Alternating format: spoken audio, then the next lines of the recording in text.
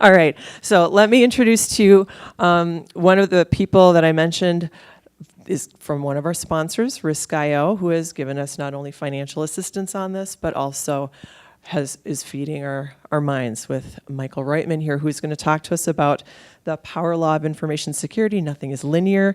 And Michael is the data scientist for Risk.io in Chicago. So I'm going to give all the rest of the time to you. Thank you so much for coming.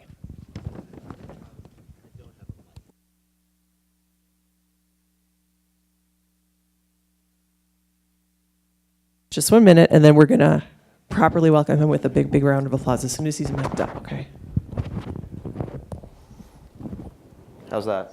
Perfect. Now for the edit of this recording. And now I'm really pleased to introduce to you Mr. Michael Roytman from Risk.io. Let's give him a big round of applause.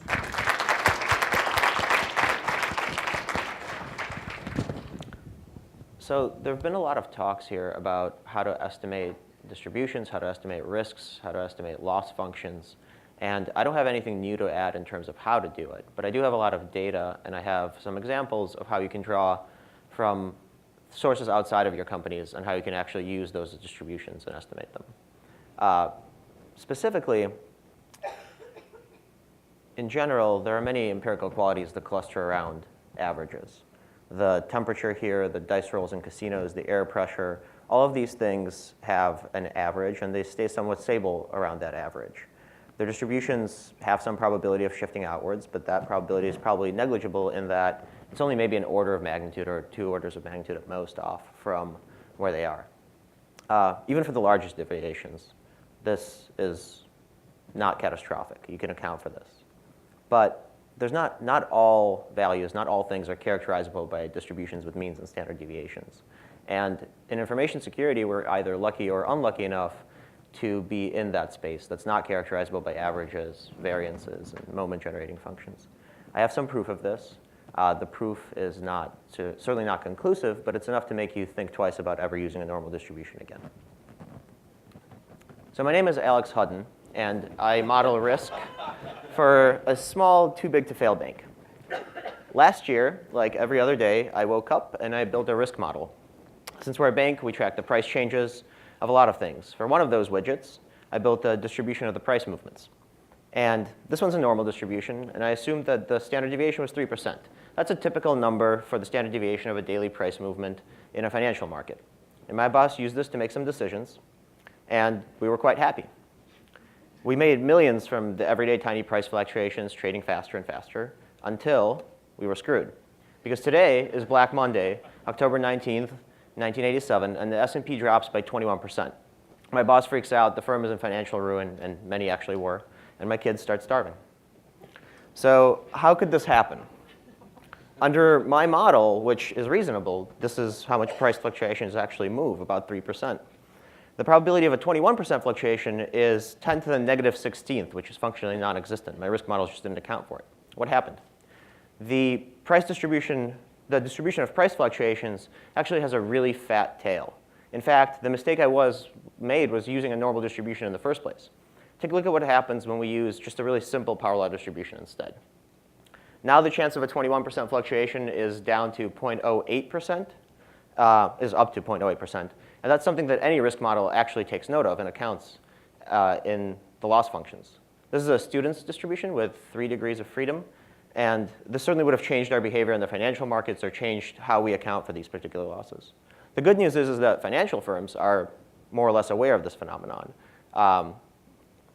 Doug Hubbard was just talking about how in many industries we have these assumptions of distributions that are no longer true. These are archaic assumptions. In the financial industry, people are waking up because they've had tremendous losses. In security, it's time we did the same thing. Normal distributions don't really apply to our industry. And these catastrophic losses that we've been seeing specifically over the past year or so are good indicators of that. And I'll model those into distributions drawn from pretty large data sets to show you why that's true. Often, Russell Thomas likes to point out that people mistake events that they didn't predict for being black swan events, which is just a convenient way of excusing themselves from using the correct distributions. What makes a black swan event is not the event itself. over and over again in the talks yesterday, we heard that a particular data point or a particular level of risk is not indicative of risk, it's just an event. Instead, what we care about in terms of black swans and in terms of events in general is how they fit into the object observer model. And that object observer model is your vulnerability management practice, and it is your risk management practice.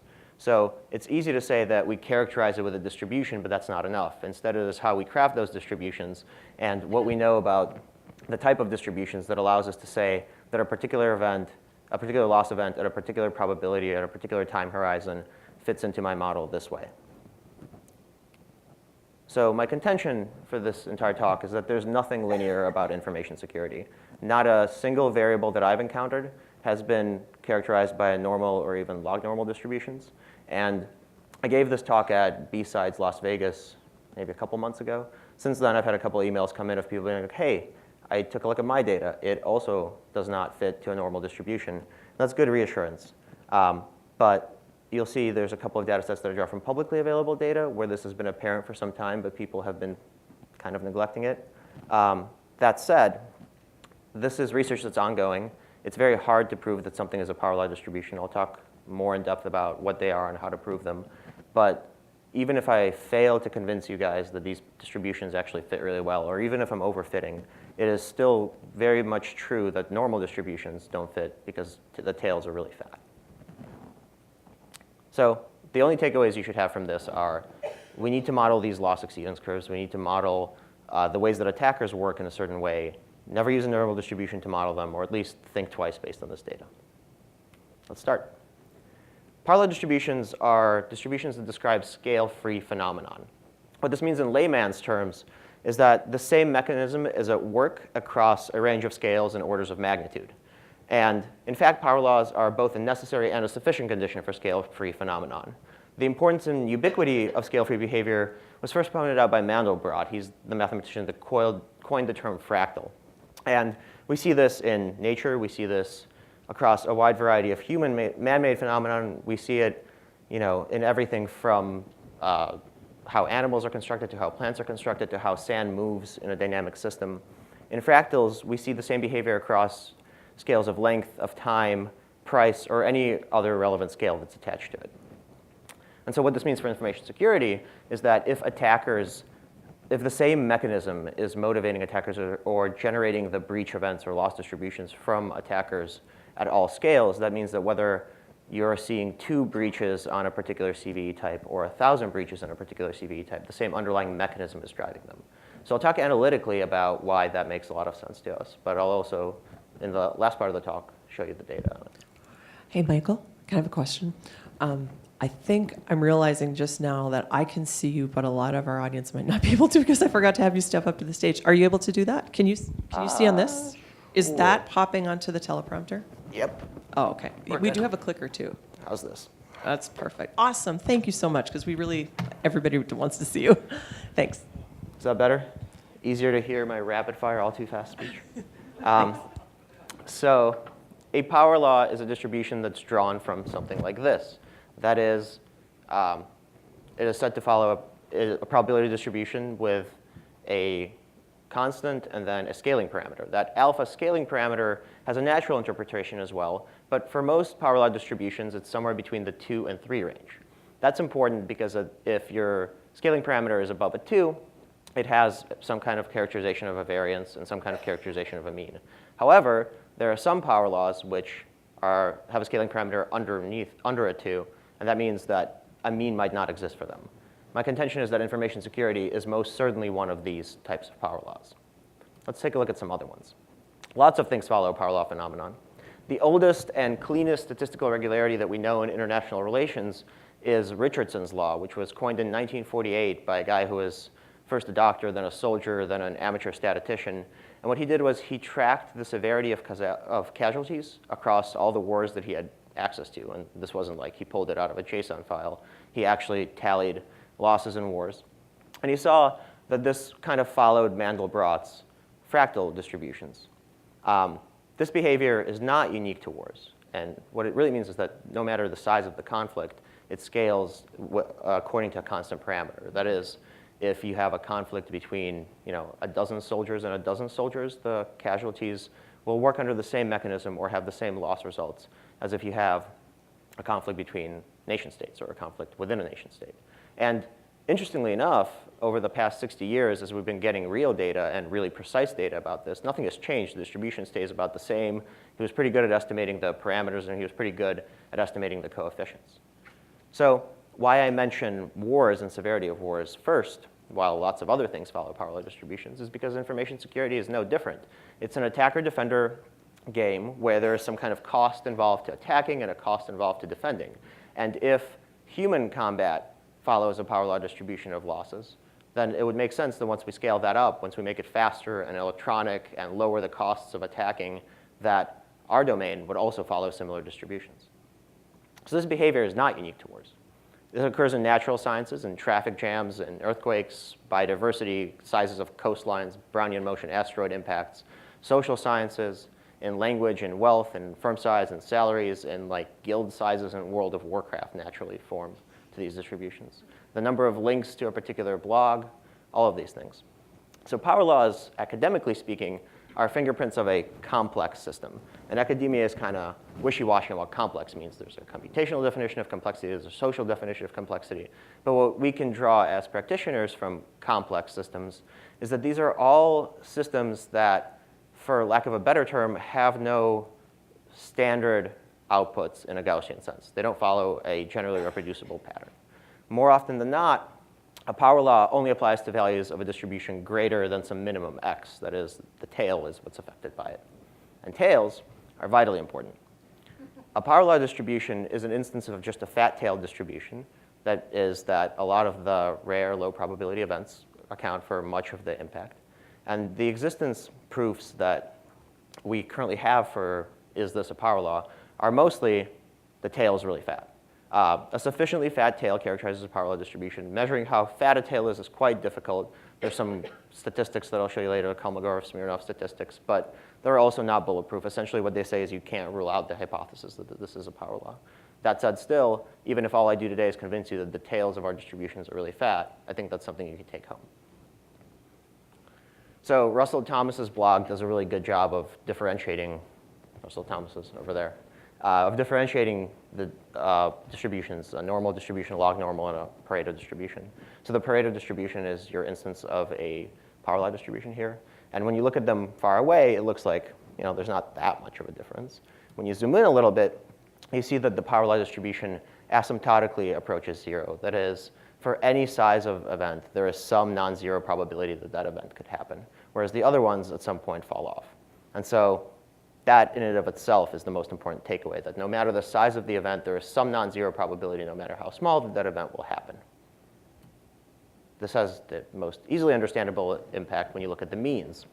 For any distributions other than power law distributions, you have a pretty stable mean. That is, as you get more information, you learn, you reduce your uncertainty, however expensive that information might be, you start to get a really precise value of the mean. You start to be really confident about it.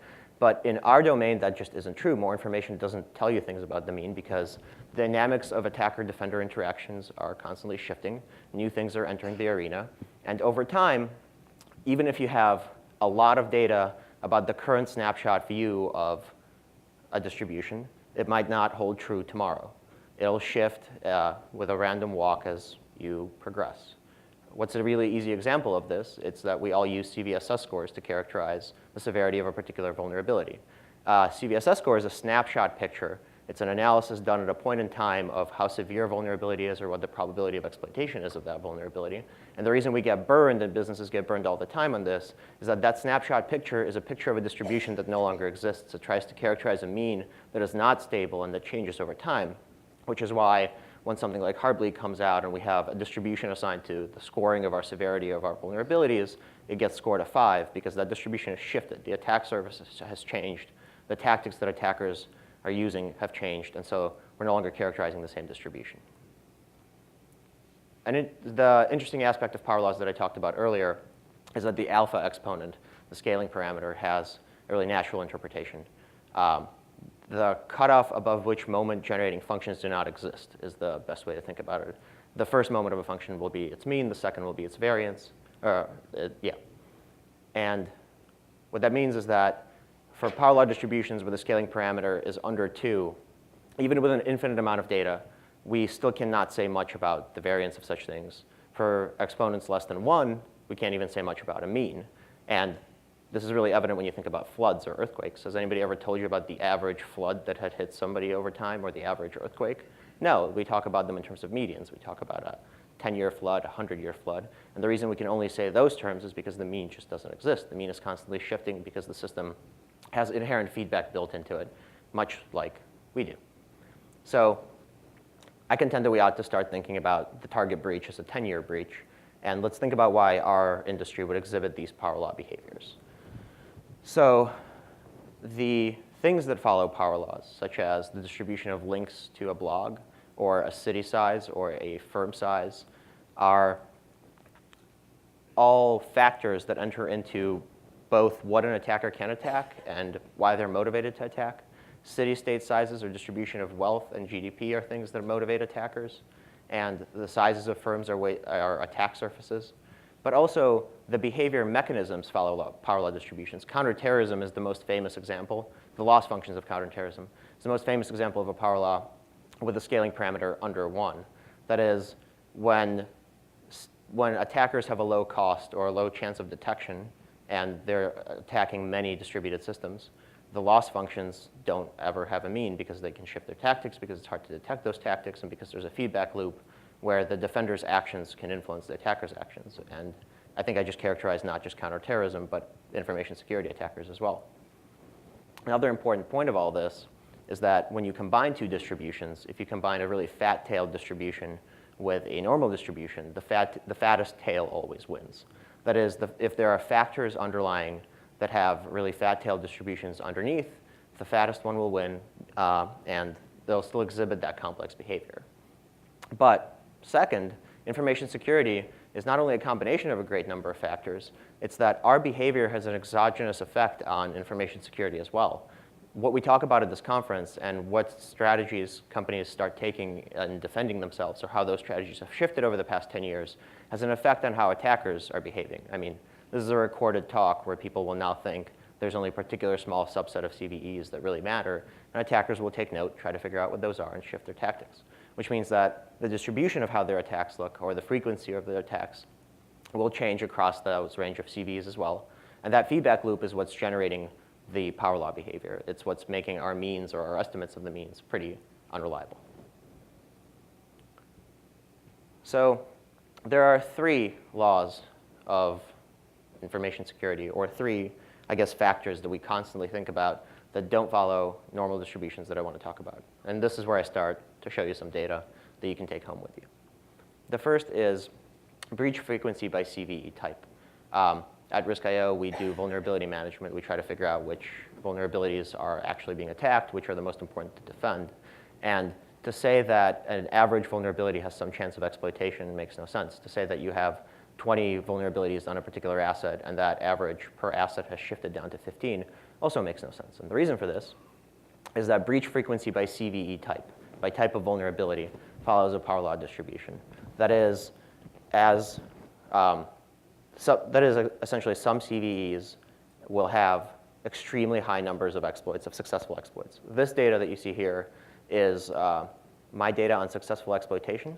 It comes from the Open Threat Exchange, Dell Counter Threat Unit, VeriSign iDefense, all sorts of threat providers that figure out what the attack path was that got a successful exploitation for a company. And they do this by either looking at indicators of compromise on a system or by correlating an IDS systems log to an open vulnerability. And so, maybe no impact happened here. Maybe they compromised a lunch server that had a PDF menu on it or something. But regardless, we can train base rates of what is the probability that you will get breached by this particular attack vector. And what we learn from that is that this follows a power law distribution, meaning that for any new CVE that comes out, there's a non-zero probability that it will be higher in its order of magnitude than all the previous ones. So the power law test done for this gives you a Kolmogorov-Smirnov value, which compares how similar is this distribution to a power law distribution of 0.09 and an X minimum of 15. An X minimum of 15 has a really natural interpretation here, and that is that above 15, CVEs or particular attack types follow a power law distribution. Below, they don't. Below, they might have an average. And the reason for this is that if you've only got 5 successful exploits that have been tracked over time on a particular CVE, that probably means it takes a lot of effort to exploit. It's a really targeted attack.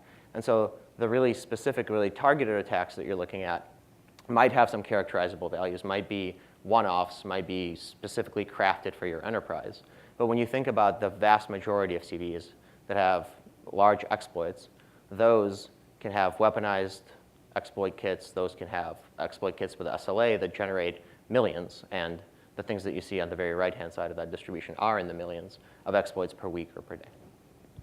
What this actually means for your vulnerability management practice is that one vulnerability will cause your breach. And we need to tailor our strategies to defending against those high probability vulnerabilities. It means that metrics like average vulnerability per asset or have I reduced my average exposure because I have less vulnerabilities don't really mean much in the grand scheme of things, because if you don't know the exploitation, if you don't know the real-time tactics that attackers are taking against your business, you know nothing about what the average rate or average probability of exploitation is. So having a handle on threat intelligence allows you to identify which vulnerabilities over time are the ones that are likely to cause breaches. Looking at those point-in-time snapshots where your CVSS score tells you that it's a 6 out of 10 doesn't tell you much at all, because the means of how attackers are behaving and even the variances of how attackers are behaving are constantly shifting. So this is nonlinear thinking. It's shifting your strategies away from trying to remediate everything, from trying to look at the average exposure that you had 6 months ago versus the average exposure that you have today. It's great to benchmark yourself. It's great to say that I closed this many vulnerabilities, but that is a measure of how many vulnerabilities you closed. It is not a measure of how much you reduced your risk exposure or how much you drove down your probability of exploitation. The second distribution that's really evident is breach size. And it's really hard to estimate what a breach size is. Like Forbes will tell you one thing, Wired will tell you another thing. Somebody actually modeling your risk will tell you a completely different thing once they look at your business and estimate it with dollar amounts. But I have some indicators as to the power law distributions of breach size.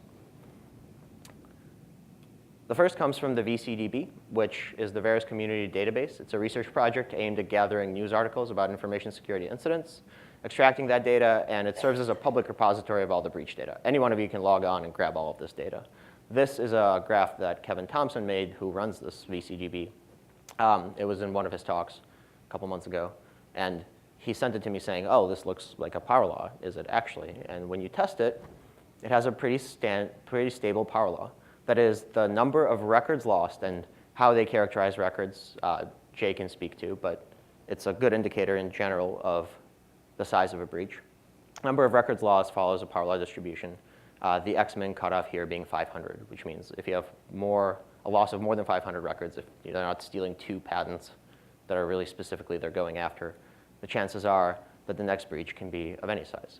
So how do we think about this really intuitively? Think about Target, Home Depot. He sent me that distribution a couple months ago. I added onto it Home Depot and Chase, and it still stays as a power law distribution. That is, if you think back to the Alex Hutton example, or if you think back to how Lee was talking about how do you illustrate this to the C-level? I think that was a question that somebody asked him. You tell them a really nice story of what you would miss, or you tell them a story of what using a distribution that isn't based on this kind of data would actually miss. It's that if you were to model this as a log normal distribution or a normal distribution, you would have never thought that Target or Home Depot or Chase were things that would occur.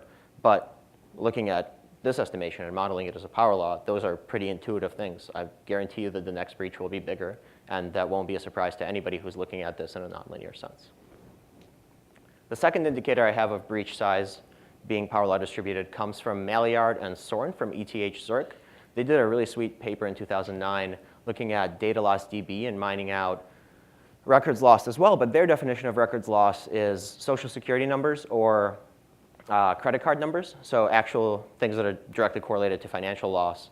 And they find an incredibly stable power law with a scaling parameter of less than 1, that is, there's no mean for it whatsoever, of these distributions. And it stays stable.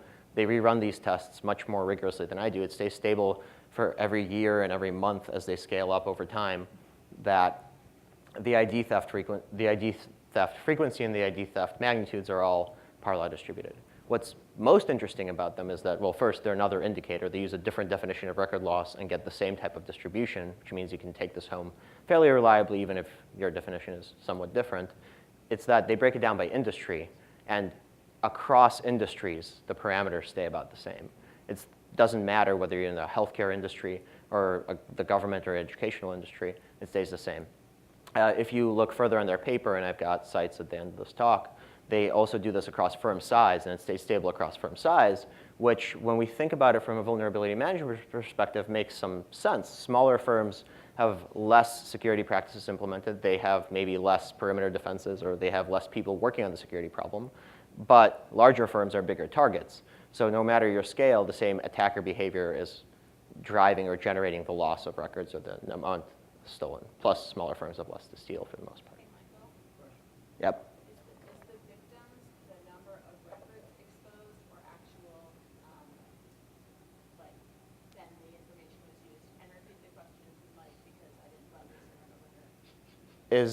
So the question that you asked is the victims the number of records exposed or the number of individuals compromised, right? Individuals that they then exploited their...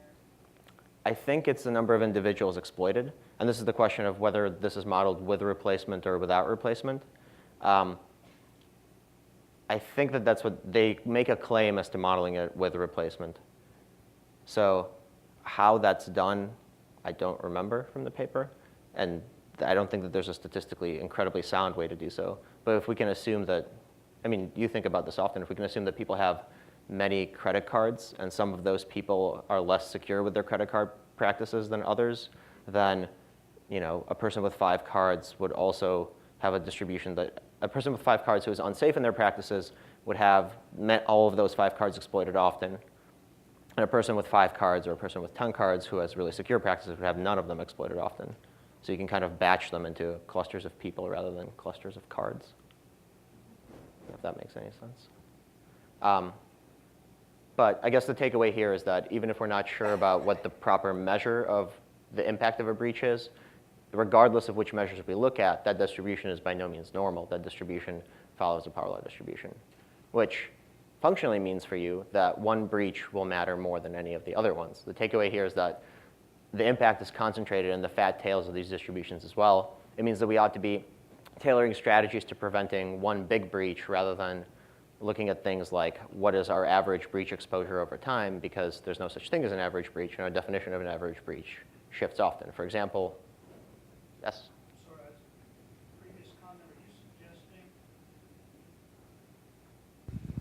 are you suggesting that the authors of that paper found a correlation between the way people handle their credit cards and whether their credit cards were exposed in a breach? No. I'm suggesting that that is a way to model something with a replacement. I don't know how they did it. Yeah, I mean, that would be very counterintuitive. It would seem to me like most people whose credit cards are breached did absolutely nothing wrong, except use them. Right. Well. Yeah, okay, I got it. Good, keep going, sorry. That makes perfect sense. But similarly, that logic can be applied to the payment processor, right? And we can talk about afterwards whether it matters, whether it's modeled with replacement or without replacement, right? So, all right, second takeaway being that one breach will matter the most because of the fat tailness of the distribution of records loss. And we know that loss functions are fairly non-normally distributed. When you look at the loss functions that everybody else has been showing you, they have pretty fat tails just by intuitively. Those tails could be power law distributed, they could be not. But there's some evidence to show that you can't model them normally in any sense. This is very apparent in many other industries, but I think often when doing an assessment of what is the impact of a particular vulnerability or an impact of a compromise on a server, in information security, I see people modeling it as, here's the average exposure for this business process. Here's the average loss that I would have if my PCI system was compromised. And that's not the way to do it whatsoever. And the last takeaway is that by day and over time, information security attacks and breaches are also power law distributed. That is, the frequency by day in which, this is eerily similar to by type, the frequency by day in which particular CVEs are exploited, this comes from that same data set of successful exploitations that I talked about, is also power law distributed and has the same scaling parameter. What this means is that particular CVEs or attackers change their tactics really often, and attackers change the magnitude of their tactics really often as well. So a particular CVE one day could be spiking in the millions of attacks because somebody spun up a botnet that's scanning the entire internet about it, and a particular CVE could, the next day could be in the tens of millions, and we've seen this happen with our data set as well. The X minimum for this is about 20, which means this is, again, also true for automated attacks or attacks that have scripted exploits ready for them, and is not true for the really specific targeted crafted attacks. And the takeaway here is that we're all affected by this, in that people are spraying and praying at higher and higher volumes. The distribution of the average number of attacks, and these are successful attacks, right? This isn't just attacks. These are people actually being compromised by the attacks, is constantly increasing over time according to the same scaling parameters. So Russell Thomas does a really good job of describing how we should handle fat tails. So let's assume that all of those proofs of power law distributions were incorrect. They still signify to us that the distributions are incredibly fat-tailed, and how we should handle them is the takeaway that I want to leave you with. And I think that really verifiably, this is a summary of a lot of what other people have said yesterday and today. It's that we need to model risk somewhat differently. The frequentist statistical analysis of historical data and other methods, we need to add other data to them. That is the uniqueness problem that we're talking about. Just because you have data about your business doesn't mean that you can't add this external data to that estimate and to see how the distributions actually look in practice. So simulations, Monte Carlo simulations, are also a good way to add data to your frequentist unique data. But I think we have, or are starting to have, enough publicly available data to be able to model those curves a lot better. Second is that we need to resist using colloquial terms like average, typical, the spread, or the worst case scenario, because they don't actually apply to the field of information security.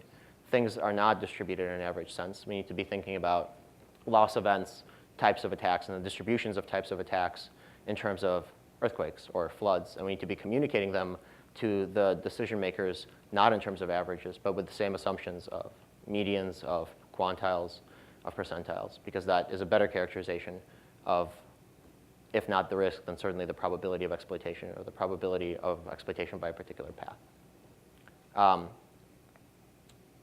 Summary statistics are used, if any summary statistics are used for the decision criterion models, we need to switch those over to quantiles. That's, I think, in the talks that you've seen yesterday and the talks that you've seen today, people are already doing that.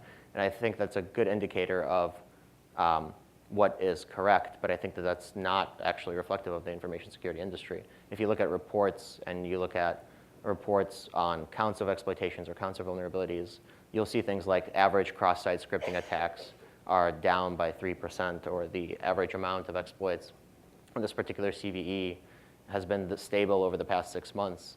That's just a question of modeling something with a distribution or fitting a distribution to it that I believe doesn't actually fit. And then another thing is to put in some effort into estimating the fatness of the tail, either parametrically or non-parametrically.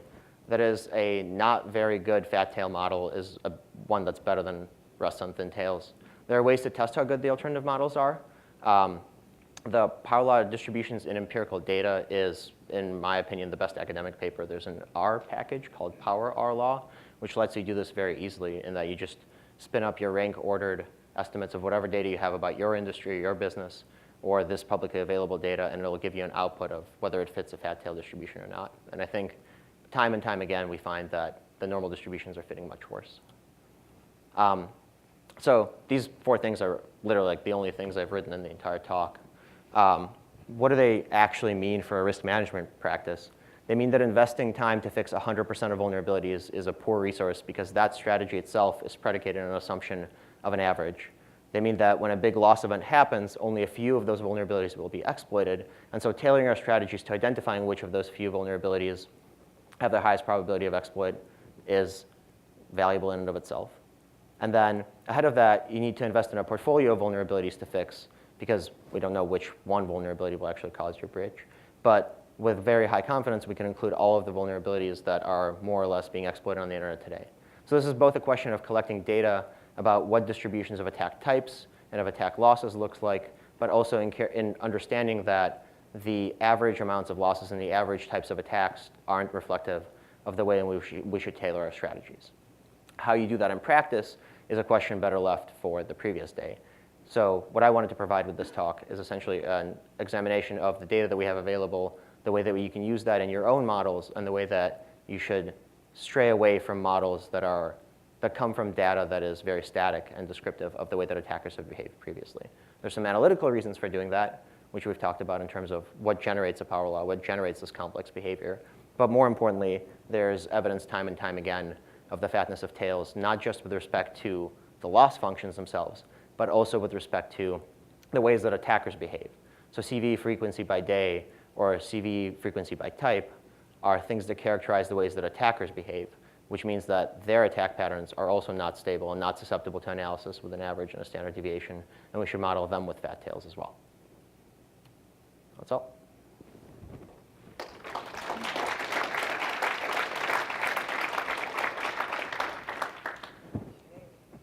Fantastic. Thank you so much, Michael. Who has a question?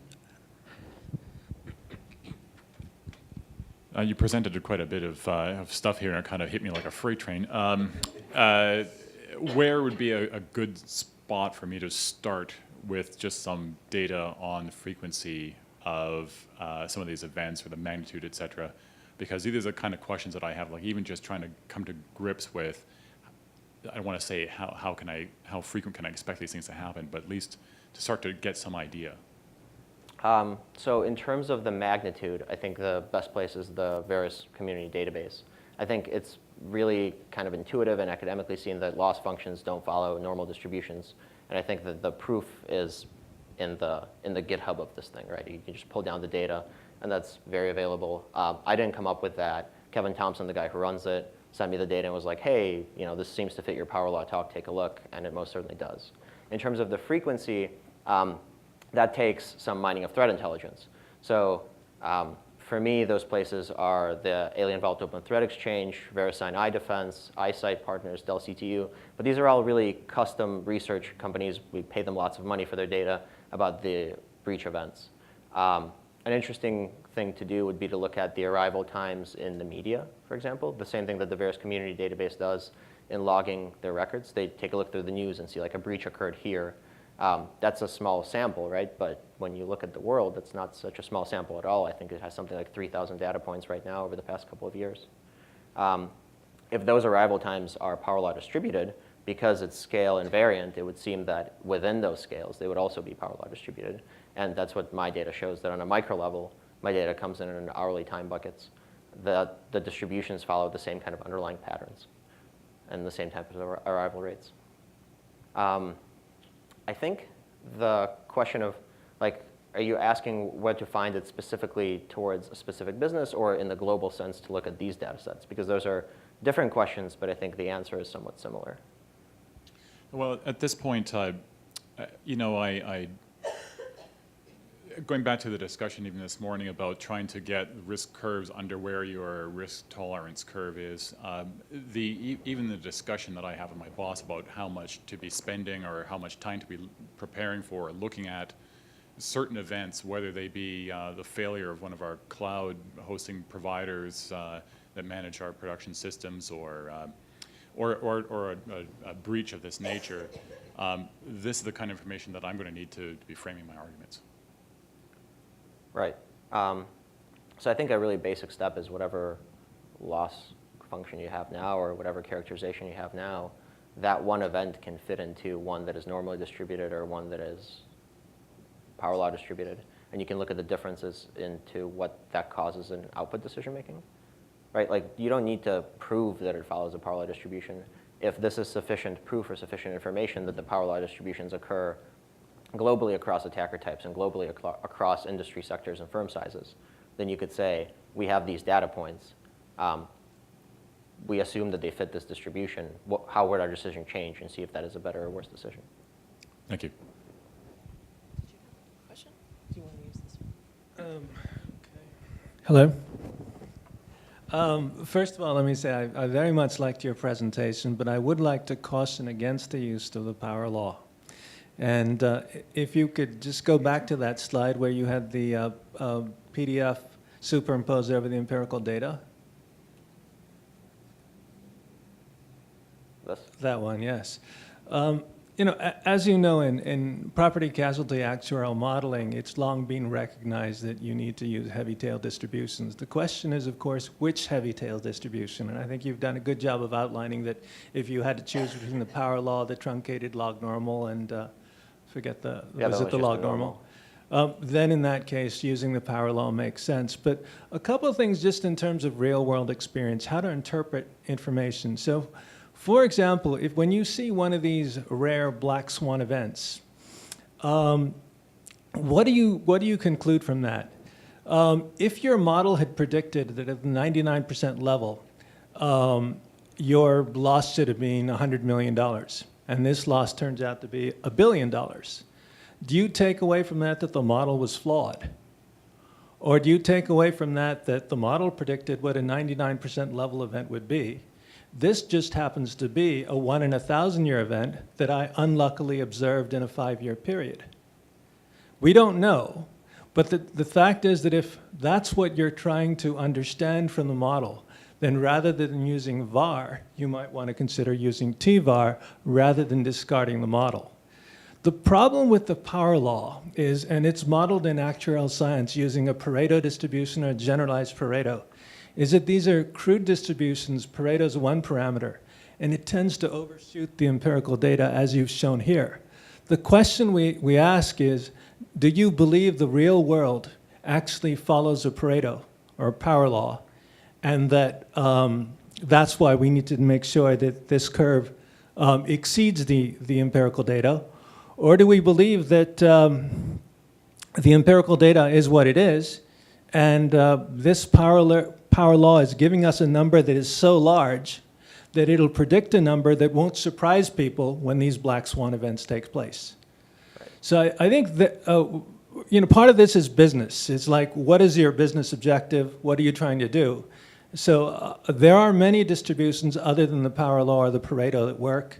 As we discussed the other day, I think if you use more degrees of freedom, in our research paper we talked about two in particular, the Burr type 12, log normal gamma, which are much more useful and practical than a power law, because one inconvenient problem with the power law, as you mentioned, is under certain conditions it has no mean. If you're using information from a model to make decisions, you need an expected value or a mean. Because this doesn't produce that, it becomes less practical, whereas these other distributions will always give you a mean. So for addressing the business problem that I talked about, making cost-benefit analysis, those could be better. Anyway, as I said, I very much like the analysis. The only thing I'd caution against is the assumption that the power law is necessarily the best distribution. Right, and I certainly don't claim that I've proven that these are power laws, right? The insight here is that if we can't reject the power law hypothesis for the empirical world, then we should be modeling this with extremely fat tails, as you certainly do.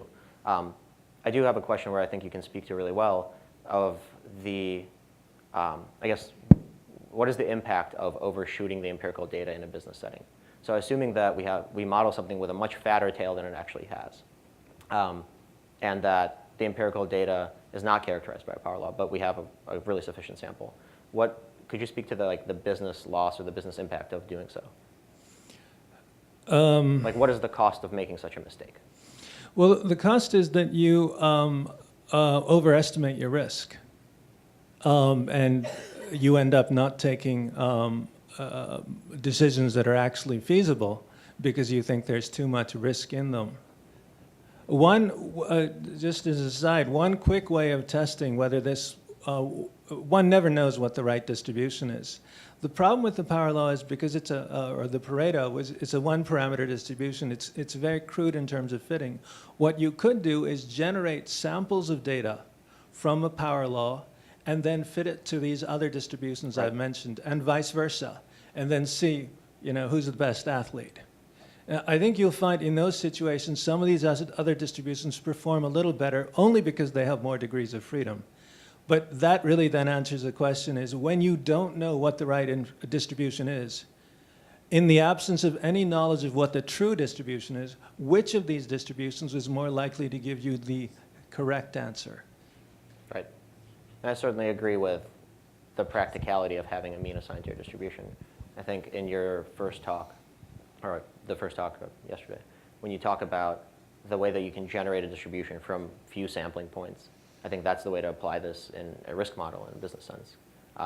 Whether it's true that the empirical world exhibits this behavior, I think is a very different question, maybe not so much relevant to the business side of things, but analytically it would seem to make sense that these things follow extremely stable power laws. Ali, I have a comment on your comment, and I think it's very well taken, and it's very tied to what decision or decisions is this tied to and what are the implications.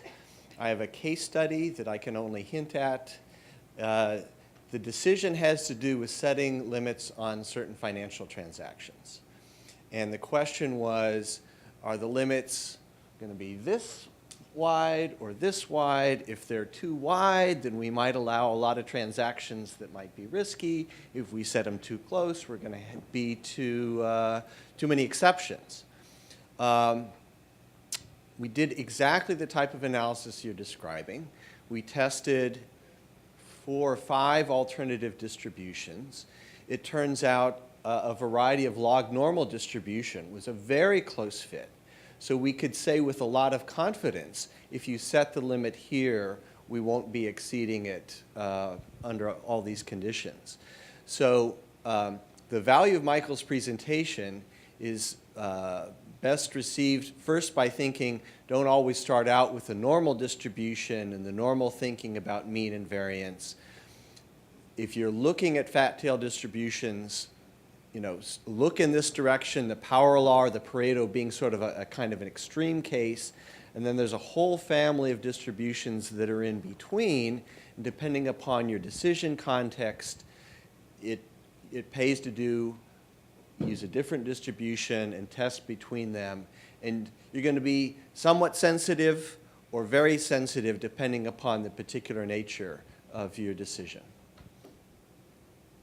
And nowhere else but here would you get to be party to a dialogue like this. So this is pretty fantastic. Lisa, I have a question. Sorry, we got to trade back and forth for fairness. Okay. Hi, Michael. Thanks for your presentation. As a practitioner more in the cybersecurity space, I found your work really helpful both on... Sorry, I was moving my hands. I found what you've done very helpful both on the threat management side and vulnerability management side. And you've given us today a really good understanding of kind of what threat management is about just in terms of being able to describe, how large a particular threat or a potential incident or an exploit is. But how about in the vulnerability space? It's a little bit more, we've got the action that we can take is largely to mitigate vulnerabilities preceding an exploit happening.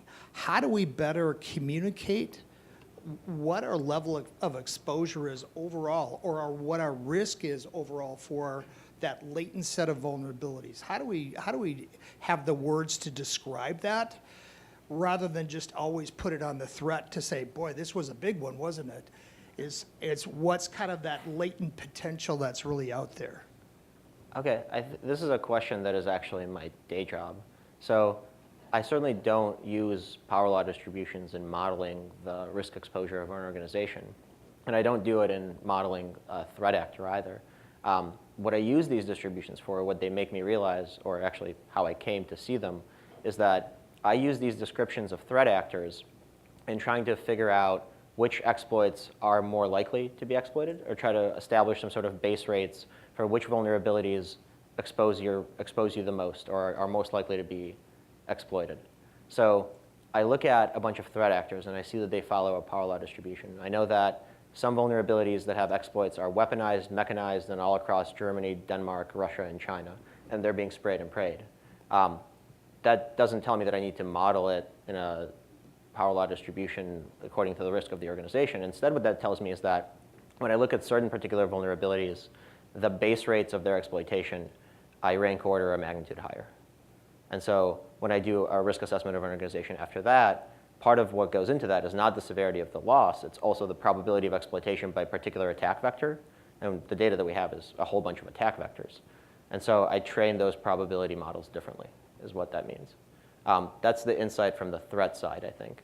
the insight from the vulnerability management side is, for me, much harder to answer because I sit in a world where I don't see the real world impacts of things. I just see the topology and the exposure. So I think that I defer judgment to the other SIRA members, that there's a lot of ways to model that risk, to use experts' judgment to model the impacts of it. I can only speak, I think, to the likelihood estimators, and that's what that's what this research comes from, and that's what this research drives. It's the estimation of the base rates of exploitation in particular attack paths. What the impact is largely depends on a particular business, and as a vendor and as the data that comes from all sorts of vendors is what I have access to, all I see is holes, and then I wonder what impact those holes would have if they were exploited.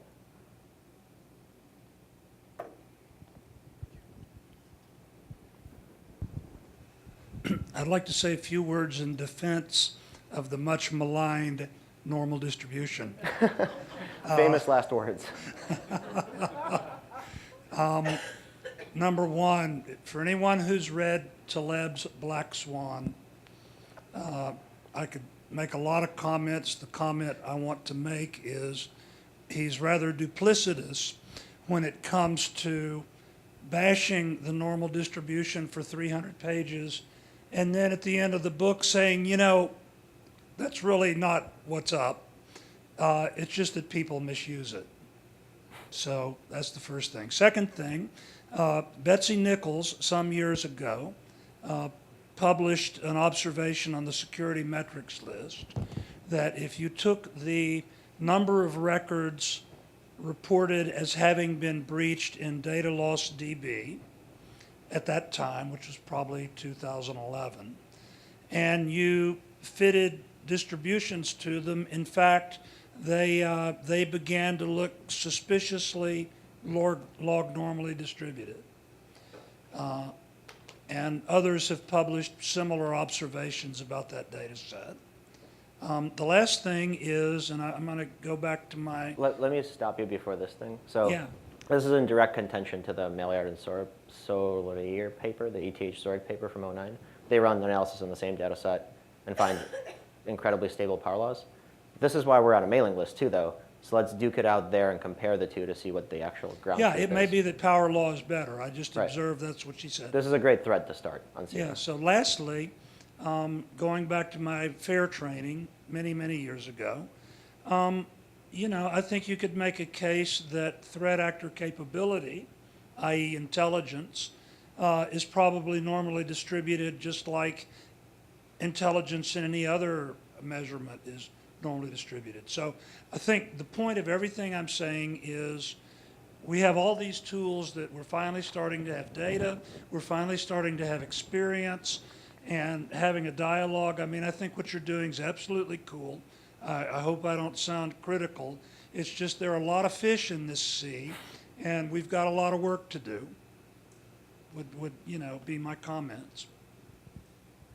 Oh, that's fair. I think I started with a lot of those assumptions of normality myself and have kicked myself in the foot while looking at the data that, as it's coming in, the evidence seems irrefutable on some of these points.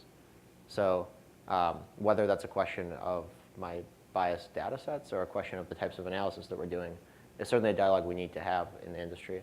I think it's a dialogue that other industries have had time and time again. Right? Got it. We have a question back here. Yeah, sorry, I can duke it out on the mailing list too if I can ever get my subscription to it to work. But as one further empirical data point, I took a look at some breach data that I have, publicly reported breaches reported to the New York Attorney General from whatever, 7 years ago or whatever, when I did some analysis on this. And this was right after I read this talk before having actually seen it. And it turns out that of normal, log normal, and power law did fit that data set, completely independent of Betsy's stuff, best. So I guess I would be on the side that says that you know, normality is overrated, for whatever it's worth.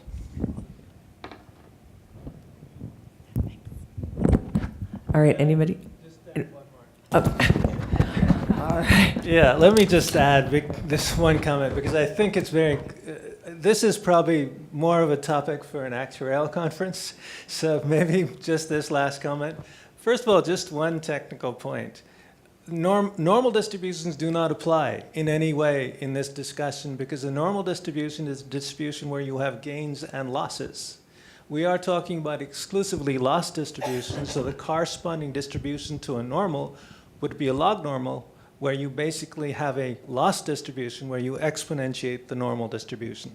Okay, that point aside, I actually do workshops talking about which models work best, and we've actually done 10 years of empirical research on this topic, and I have taught these, run these workshops for actuaries. Our experience has been that I agree completely. If your choice is between a log normal and a Pareto, I would choose a Pareto. But those are not the choices. There are so many other better distributions. In fact, one distribution we invented is a log normal gamma distribution, which is essentially a distribution that recognizes the fact that log normal distributions do not have heavy tails. So we introduced a gamma distribution to give you more noise in the tail. That fits the data, most data, significantly better. Since then, we invented the ALEC method, which allows you to fit frequency and severity simultaneously. That improves your degree of fitting. So all I'm trying to say is, yes, this is good. Pareto versus log normal, hands down choose Pareto. But there are 100 better options. And one should explore those other options before definitively saying that Pareto is the best approach. All right. Do you want to? Yeah. Go ahead. I don't think I claim that Pareto is the best approach by any means. I think I'm very uncertain of the truth of these power laws, right? I think the only way in which I have any kind of certainty, and I ask you for your thoughts on this too, is that in the theoretical Zipf's law real world sense, these attacker-defender interactions or these marketplaces follow power law distributions as the ground truth. And I don't know what.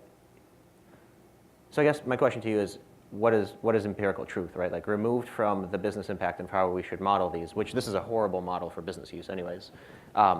If we were to just think about the fractal distributions of coastlines and think about the fractal distributions of war severity and then information security, what do you think the ground truth looks like? Again, we don't want to take too much time on this. First of all, have we even defined the problem correctly is the right thing. One of the big problems with this whole modeling process is we assume homogeneity. So if you're trying to model waves and you've got wind-driven waves and tsunami waves in your sample, what looks like a very fat tail distribution is in fact two different distributions. But you can still model those two different distributions together. How do you uncover the truth? The truth is unknowable, but you can do science to try and experiments to try and figure out whether you would be able to capture the truth with the science that you're using. And one way, as I said, is if you take a number of known distributions and you generate samples of data, and for each of those distributions, you fit that data to a whole array of distributions and see which distribution fits best. And then you generate data from another distribution. So you do this, that's what I was referring to as empirical research. In the end, you find out that there are certain distributions that dominate others. And Pareto is good, but in this sense, there are better choices out there. And I said, if you'd like to know more about them, they are in our old research paper from 2009, 2010, two in particular, Burr type 12 and log normal gamma. We've given the CDF and the PDF of those distributions. And if you'd like to go more and test more, I think Towers Perrin put out a document on family of distributions. I think they've got 300 distributions in that document. So some of those are also interesting. Yeah, one more. Okay. All right. One more. This is the last one. Good. I'll make it quick. So one conversation that's worth having about fitting distributions in general. Fitting distributions is relevant in general for the situations where most of the system is a mystery to you. So you don't really know any of the underlying interactions. If I showed you some of that data, and we're talking about which distribution is the best distribution, and then I revealed to you that the data maybe on some kind of a chart here was, let's say, the vibration data on particular points on a bridge as daily traffic was going across it. Well, now you know a whole bunch of things about that data, and you can model that system, not just abstractly where the data points lie, right? So this is one of those cases where you know some things about the system that the data is coming from. So you don't have to act as if, we don't have to treat it as if we have no knowledge and we're just making empirical inferences about a system that's mostly a black box to us. You know that, for example, the number of losses of Social Security numbers can't be 100 billion. There's no way you can lose 100 billion Social Security numbers. Everyone agree? That's a known constraint on the system. It's less than that even, right? And we know that there's these cascade failure modes. We know that there's components of systems, that sometimes the data has locations in our systems. And so sometimes you breach one location and not another. And those are, when you have that system knowledge, you don't have to rely entirely on the black box inferences about distributions. You can at least apply distributions to individual components of a system and model that system. So anyway, that's something we can do. Thanks. We have to give big props to you for obviously delivering the most provocative and stirring presentation of this entire conference so far.